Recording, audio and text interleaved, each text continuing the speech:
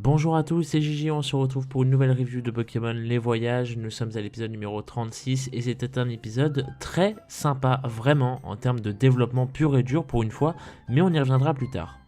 Avant cela, aucun rapport avec Pokémon, mais juste à titre d'information, la semaine dernière ma chaîne YouTube a ainsi fêté ses 10 ans, et oui déjà ça passe très vite. Alors pour cette occasion, il y aura une vidéo de prévue en fin d'année seulement, car c'est en fin d'année que j'avais commencé les vidéos à l'époque, et non pas en même temps que la création de ma chaîne, il y a une différence entre les deux, mine de rien. Donc voilà, je vous le dis bien en avance parce qu'on va parler de pas mal de choses à ce moment-là, et surtout du coup du futur, qui concerne donc bien évidemment les licences de Pokémon et de Yu-Gi-Oh! Enfin voilà, je voulais vous faire ce petit aparté tout simplement parce que déjà 10 ans ce n'est pas rien, donc voilà, et ça me tenait à cœur de partager ça avec vous, ça me paraît tout simplement logique de fêter un petit peu cet événement-là, donc voilà, tout simplement comme ça vous êtes au courant.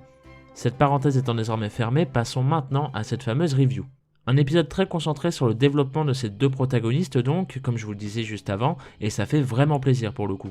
Depuis son combat contre Faiza, Sacha n'a fait qu'enchaîner les défaites, à tel point qu'il a même régressé dans les fameuses classes du tournoi mondial. Et forcément, pour quelqu'un comme lui, qui aime plus que tout livrer des combats, forcément ça va beaucoup l'affecter dans son moral, à tel point de faire n'importe quoi, et pire encore, en avoir carrément conscience. Car oui, certains diront que ce n'est pas logique que Sacha soit si mal pour quelques défaites, en tout cas pas au point de relancer la fameuse attaque tonnerre sur un Pokémon de type sol. Sauf que, comme dit précédemment, il est tellement dans le mal qu'il ne sait même plus ce qu'il fait tellement ses défaites l'ont atteint, et c'est tout le but ici, de montrer qu'il n'arrive même plus à réfléchir de façon logique. Ceci dit, le meilleur point de l'épisode était très clairement Go, qui s'est surpassé et a dû en impressionner plus d'un, pour mon plus grand plaisir là encore.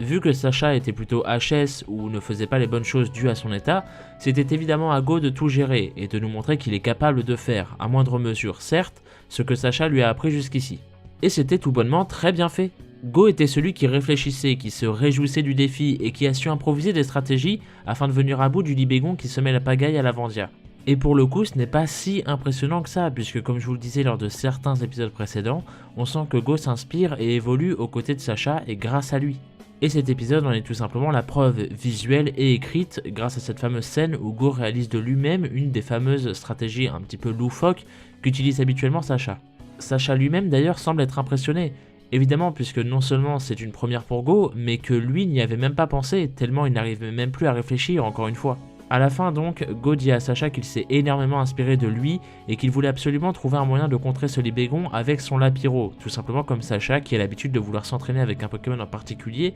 afin que ce dernier donne son maximum. Et en entendant tout cela, Sacha se sent reboosté par ce discours venant de Go, tout simplement car il se remémore qui il est vraiment. À savoir non pas un garçon qui se morfond après une défaite, mais bien quelqu'un d'ingénieux et créatif, qui va ainsi mettre en œuvre une toute nouvelle stratégie afin de contrer son adversaire et ainsi prendre sa revanche de la meilleure des manières. Et ça, c'est le Sacha qu'on connaît. Ce dernier est donc plus motivé que jamais à l'idée de prendre sa revanche, et en plus de cela, Go est récompensé pour son développement en faisant l'acquisition de ce fameux Libégon, un membre important de son équipe si l'on s'en réfère à l'opening, qu'il a obtenu de manière très légitime en plus cette fois-ci.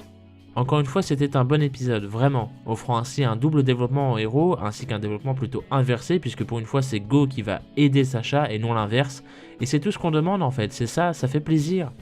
Et donc voilà, cette review est à présent terminée, merci à vous de m'avoir écouté, n'hésitez pas à me dire votre avis en commentaire concernant cet épisode comme d'habitude. Quant à moi, je vous retrouve demain pour une nouvelle review sur Yu-Gi-Oh! Sevens, ou sinon la semaine prochaine pour de nouvelles reviews sur Pokémon, et en plus de cela, ce sera le grand retour de Sacha à Alola, alors soyez au rendez-vous parce que ça risque d'être un épisode tout simplement génial, autant en émotion qu'en termes de souvenirs, de tout, ça va être vraiment un très bon épisode je pense, j'espère, on croise les doigts parce que on n'est quand même pas à l'abri de certaines frayeurs, de certains détails qui peuvent un petit peu gâcher la chose ici et là, j'ai déjà des petites notes au cas où je vais être assez pointilleux pour le coup, mais bon, voilà, ça fait quand même plaisir, donc soyez là la semaine prochaine en tout cas, et puis bien sûr il y aura également une nouvelle review sur Yu-Gi-Oh!